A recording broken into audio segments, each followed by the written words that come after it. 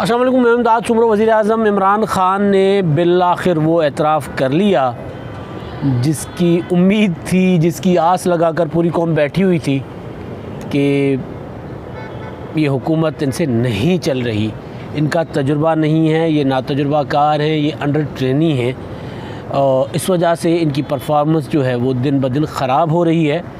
मगर अब तक वज़ीर-ए-आज़म इमरान ख़ान साहब कौम को ये बताते रहे कि जनाब नहीं, उनकी हुकूमत तो बिल्कुल अच्छी चल रही है, तमाम इशारे भी ठीक हैं, हर शोबे में बेहतरी आ रही है। और जब जब उन्होंने बात की, उन्होंने अपने वज़ीरों की, मुशीरों की, सूबाई हुकूमतों की को थपकी दी और उनकी पीठ थपथपाई की। जनाब ज़बरदस्त। यहाँ तक कि उस्मान बुज़दार जो खुद को अंडर ट्रेनी कहते थे, मगर इमरान ख़ान साहब कहते थे कि नहीं, मेरे बुज़दार साहब तो बहुत अच्छा काम कर रहे हैं। मगर अब वज़ीर-ए-आज़म इमरान ख़ान ने कहा है कि नहीं, हमसे कुछ नहीं हो सका। उन्होंने जो अपने परफॉर्मेंस की जो तकरीब थी वज़रा की, वज़ारतों की, उसमें आज वो बातें की हैं जो असल सच है। और ज़ाहिर है अब वो बातें उन्होंने क्यों की हैं, उसके पीछे भी एक सियासी मकासद है। जो अपनी नाकामी का मलबा ये कहकर वज़ीर-ए-आज़म इमरान ख़ान ने अपने ऊपर नहीं लिया कि हम काम नहीं कर सके, बल्कि उन्होंने ये कहा है कि जनाब हम नातजुर्बाकार थे। अब कौम अब तक ये सुनते आ रही थी ना कि उस्मान बुज़दार साहब जो अंडर ट्रेनी है और उस्मान बुज़दार साहब की टीम काम नहीं कर रही, पंजाब से ही परफॉर्म नहीं कर रहा और मरकज़ में जो वज़ीर-ए-आज़म इमरान ख़ान साहब हैं वो आकर इस लाहौर में बैठकर उस्मान बुज़दार साहब की जो सूबाई हुकूमत है उनके मामलात में मुदाखलत भी करते थे।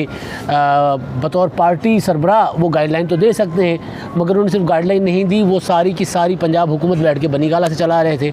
और हम जैसे लोग चीख रहे होते थे कि भाई तुहाडे कोलों ते अपनी हुकूमत नहीं चल रही, तो तुसी आके बुज़दार साहब दी जो पंजाब का जो हुकूमत चला रहे, तो बुज़दार साहब को चलाने दें, शायद वो बेहतर चला ले। लेकिन बहरहाल वज़ीर-ए-आज़म इमरान ख़ान ने कहा कि जनाब मेरे बुज़दार साहब ठीक नहीं चल रहे, तो उन्होंने फिरदौस शिकावान भी उनको भेज दी। उसके अलावा उन्होंने एक एक नगीना, एक एक हीरा उठाकर अपनी मरकज़ी काबीना में भी रखा। आउट ऑफ पार्लियामेंट जो लोग थे ना, ये गैर मुंतखब लोग, और ना जाने कहाँ से आए, कौन लेकर आया। बहरहाल वज़ीर-ए-आज़म साहब को मिले, तोहफे में मिले, या उनकी अपनी चॉइस थी, उनके अपनी मजबूरियाँ थी, बहरहाल वो लोग उन्होंने लगाए। और फिर परफॉर्मेंस जब वो हिसाब किताब वो जमा तफरी करना शुरू हुए ना, तो वो हम सिंधी में कहते हैं पाछी, वो एंड पे जाके आगे जब हिसाब बनता है तो पाछी तो बनी सिफ़र। अब जब पाछी बनी सिफ़र तो वज़ीर-ए-आज़म साहब ने आज कहा कि जनाब हमारी कोई गलती नहीं है, जो हुकूमत में आने से पहले हमें 3 माह पहले ब्रीफिंग दो भाई। मतलब वो उन्होंने फिर मिसाल दी, वो जो अमेरिकन सिस्टम है वहाँ पर सदारती इंतखाबात होते हैं, सदारती इंतखाबात के बाद वो जो इक़्तिदार की मुंतकली होती है उसके दौरान एक गैप, तीन माह का वक्फ़ा होता है, 4 माह का, और उस दौरान जो नई आने वाली गवर्नमेंट है अपनी तैयारी जारी कर लेती है। लेकिन ये नहीं होता। नई आने वाली गवर्नमेंट जब इलेक्शन लड़ रही होती है या कोई भी पॉलिटिकल पार्टी जब इंतखाबात लड़ती है तो वो अपना मंशूर लेकर आती है, वो अपने मंशूर पर अमल दरामद करती है, और मंशूर बहुत ज़्यादा हकीकत पसंदाना होता है, उसमें ख्वाब भी होते हैं, उसमें लोगों को उल्लू बनाने के लिए भी सियासी जमातें करती हैं, बहुत कुछ करती हैं। लेकिन कभी किसी सियासी जमात ने लोगों को उल्लू बनाने के लिए 1 करोड़ नौकरियों का वादा नहीं किया, 50 लाख घरों का वादा नहीं किया, 90 दिन के अंदर करप्शन के ख़ात्मे का वादा नहीं किया, रियासत मदीना बनाने का कभी किसी ने वादा नहीं किया, इमरान ख़ान साहब ने किया। और फिर अब वो ये कह रहे हैं कि जो अपनी तकरीब से उन्होंने खिताब की, जनाब हमें तो 1.5 साल तक पावर सेक्टर के आदाद व शुमार सही नहीं मिले। अब मैं इसको अलग तरह से ट्रांसलेट करता हूँ। आदाद व शुमार, कोई मिनिस्ट्री, कोई जो सरकारी शोबा है वो आदाद व शुमार क्यों सही नहीं देगा? आदाद व शुमार समझ नहीं आए। असल चीज़ ये है कि बात समझ ही नहीं आई भाई। आप मतलब अब खान साहब कह रहे हैं कि जी हमें जो भी आने वाली हुकूमत है उसको पहले 3 माह दिए जाए, ठीक है, कोई एक मुनासिब सी चीज़ है। मगर मसला ये नहीं है।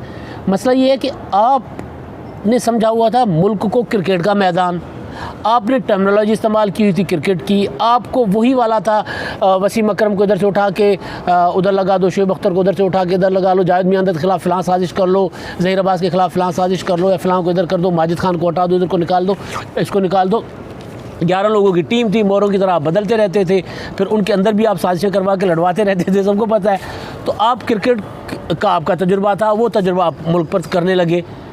और फिर क्रिकेट में तो ज़ाहिर है 11 लोग आपके पास, 11 खिलाड़ी थे, आपकी लक थी, प्लेयर भी आप अच्छे थे ज़ाहिर है, लेकिन आप खेल लिए अच्छा। ये पाकिस्तान है भाई, 22 करोड़ लोग हैं और ये आइसोलेशन में नहीं है, पूरी दुनिया के साथ आपके ताल्लुकात रखने हैं आपने। तो आपने वो क्रिकेट वाला जो था आपका तजुर्बा, वो आप यहाँ पर आजमाने लग गए। और अब आप ये कह रहे हैं कि जनाब आपको ब्रीफिंग्स ठीक नहीं दी गई, या आप पहले ब्रीफिंग्स लेते तो भाई तो आपको पहले ही पता था ना कि आप तो पाकिस्तान की हुकूमत ले रहे हैं। भाई पाकिस्तान इंतहाई जो होता है ना कॉम्प्लिकेटेड किस्म का मुल्क है। यहाँ पे के मसाइल, यहाँ पे सूबों के मसाइल, यहाँ पे लसानियत के मसाइल, यहाँ पे कौमों के मसाइल, यहाँ पे वफाक के प्रॉब्लम, यहाँ पे हमें अड़ोस पड़ोस के साथ हमारे मसाइल, मतलब हमारे मसाइल तो बहुत ज़्यादा गंभीर हैं। और आप उस मुल्क में वज़ीर आज़म बनने जा रहे थे और आप अब के कह रहे हैं 2.5 साल के बाद कि जनाब हमें समझने में देर लग गई। और मतलब उस्मान बुज़दार ने तो पहले दिन ही कह दिया था मैं अंडर ट्रेनी हूँ। आपने तो कभी ये भी नहीं कहा कि मैं अंडर ट्रेनी हूँ। बुज़दार साहब को तो साईं को पता लग गया सी साईं को कि साईं मैं थे पहले जो हकीकत है बोल दूँ भाई मुझे नहीं आता काम करना। आपने कहा मुझे सब कुछ आता है। आपने कहा कि जनाब मैं माफियाज़ को भी कंट्रोल कर लूँगा। आपने कहा जनाब मैं पावर सेक्टर भी ठीक करके दिखाऊँगा। और फिर आपने क्या किया कि आपने फिर जाकर एतराफ़, अब किस्तों में एतराफ़ कर रहे हैं। वो क्या है, वो सराइकी का शेर, यक लख्त बिछोड़ा औखा है, वो क्या, वो किस्तों में, बहरहाल जो भी करना है किस्तों में। अब खान साहब जो हैं वो किस्तों में कर रहे हैं, जो मतलब एतराफ़ात अपनी नाकामी के, चले अच्छी चीज़ है, लेकिन खुल के नाकामी का एतराफ़ भी नहीं कर रहे, ठीक है ना। पहले उन्होंने जो बात की थी, एतराफ़ किया था, जो मैं पहले भी 2-3 बार कोट कर चुका हूँ कि जनाब जो मईशत हमने जो ब्लैक मनी जो निकालने के लिए हमने जो फौरी तौर पर यूँ टकन लगा दिया था, तो उस वजह से हमारी मईशत बैठ गई। हमारी गलती थी, हमें ये मरहलावार करना चाहिए था। फिर उन्होंने एक मिसाल रियासत मदीना से उठाकर अपने आप को वो जस्टिफाई करने की, मतलब वो गलती तो उन्होंने की ना। फिर अब कह रहे हम, क्योंकि वो जो पॉलिसी थी उससे यू टर्न लेने के लिए फिर एक वहाँ से मिसाल ले ली। वो मिसालें बड़ी ले लेते हैं और फौरी तौर पर ले लेते हैं। तो भाई वो तो हर बंदा आपको शुरू में कह रहा था कि भाई आपकी बात समझ नहीं आ रही, मुल्क का चलाना, रियासत चलाना आपके बस की बात नहीं है, आप नहीं चला सकते। मगर आप बज़िद थे कि नहीं जी मुझे सारा कुछ आता है और मैं प्रेशर बर्दाश्त कर लेता हूँ, मैं क्रिकेटर हूँ, मैदान में टेक कर खड़ा हो जाता हूँ और जमकर मुकाबला करना मुझे आता है, सारा कुछ आपने कहा। तो कोई हम नहीं अपने पले से कह रहे, लेकिन अब आप आके कह रहे हैं कि आपको समझने में देर लग गई। जब अब कसूर मेरा ख्याल है लाने वालों का है कि उन्होंने आपको शायद कोई सुहाने ख्वाब दिखाए होंगे। जो भी आपको लाने वाला है, जिसने भी आपको सियासत में रास्ता दिखाया और उसके बाद जिसने भी आपको वज़ीर आज़म बनवाया, मैं वो सिलेक्टर्स वाली बात नहीं कर रहा, लाने वालों से मुराद जहांगीर तरीन साहब भी हो सकते हैं भाई। उन्होंने जहाज़ भर भर के MNAs दिए थे। खैर वो अब बेचारे ख़ुद के साल में वो बहरहाल वो जिस पर एहसान करो उसके शर से बचो, हज़रत अली करबला वजह का जो है वो कौल है।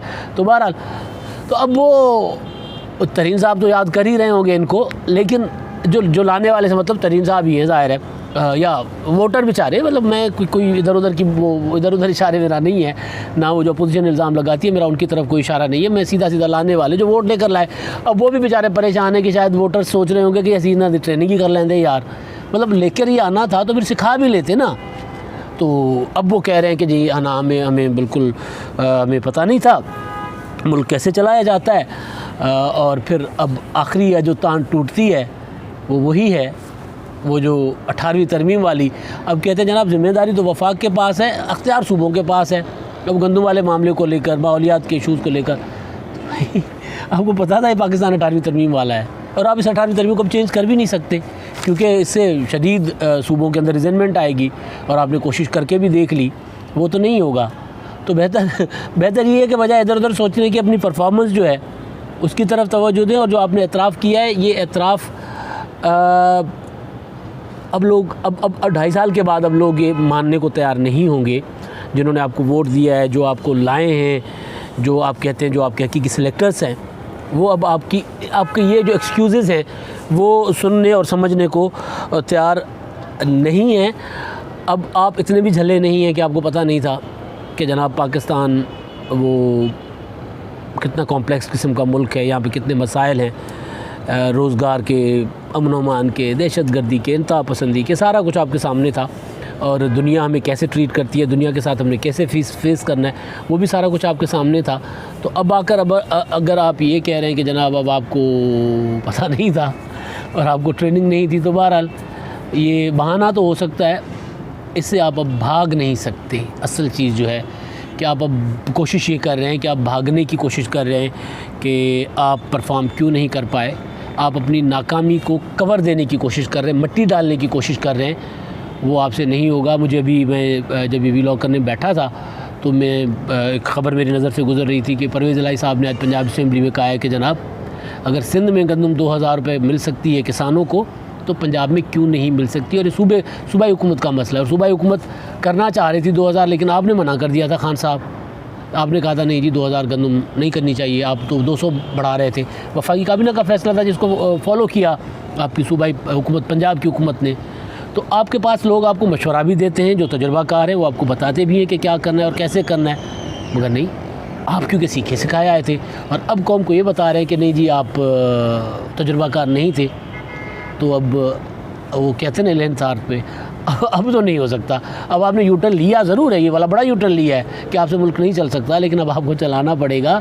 आपको हिसाब किताब जो आवाम के लिए है वो आपको देना पड़ेगा। वो 6 माह का वक्त आपने किसी को दिया था या आपने अपने वज़रा को दिया था, वो तो गुज़र गया। वो उसी वजह से आपने दोबारा अपनी कारकर्दगी का जायज़ा लिया है, मगर अब ऐसे चलना नहीं है। अब कारकर्दगी दिखाने का वक्त है। या तो आप कारकर्दगी दिखाएंगे या फिर आप घर जाएंगे अपनी सियासत को हमेशा के लिए खैराबाद के क्योंकि पाकिस्तान में वही पॉलिटिकल पार्टीज़ सरवाइव कर सकी हैं जिन्होंने परफॉर्म किया है किसी ना किसी शक्ल में, किसी ना किसी सूरत में, जिन्होंने कम से कम अपने मंशूर पर, उनके मंशूर से आप इख्तलाफ कर सकते हैं, जिन्होंने उन मंशूर पर कहीं 70%, कहीं 50%, कहीं 100% अमल किया है। तो वो पार्टी, इस वजह से एक पार्टी 50 साल से चल रही है और एक पार्टी की भी उम्र तकरीबन 40 साल, 35-40 साल हो गई है। इसी वजह से आज तक वो अभी तक मौजूद हैं, क्योंकि वो परफॉर्म कर रही थी आवाम के साथ किए हुए वादों पर वो आए थे। आप अब ये कह के भाग नहीं सकते कि जी मुझे पता नहीं था कि पाकिस्तान के मसाइल क्या हैं या मैं ना तजुर्बाकार था। आपको हिसाब तो देना होगा। अब तक के लिए इतना ही। अल्लाह हाफ़िज़।